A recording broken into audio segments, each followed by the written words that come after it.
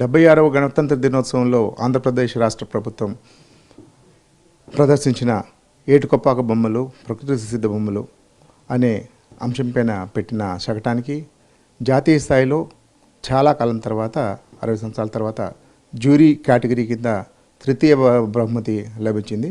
ఈ అవార్డుని ఈరోజు కేంద్ర రక్షణ శాఖ సహాయ మంత్రివర్యులు సేత్ గారి చేతుల మీదుగా నేను అలాగే మా ఆర్ట్ డెమాన్స్ట్రేటర్ శ్రీ మధు గారు తీసుకోవడం జరిగింది.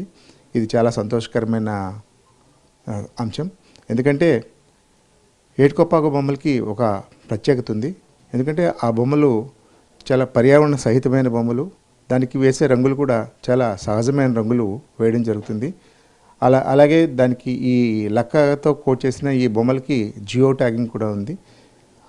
ఈ బొమ్మలు విదేశాలకు కూడా ఎగుమతి అవుతాయి. ఎందుకంటే ఈ బొమ్మలకి సహజసిద్ధమైన ఈ రంగులతో పాటు ఎటువంటి టాక్సిక్ లక్షణాలు కూడా, విషపూరిత లక్షణాలు కూడా లేని కారణంగా అమెరికా వంటి దేశాలకు కూడా వీటిని ఎగుమతి జరుగుతాయి.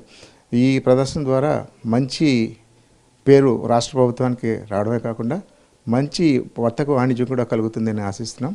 దీనికి సహకరించిన అందరికీ కూడా ఈ సందర్భంగా కృతజ్ఞతలు తెలియజేస్తున్నాం.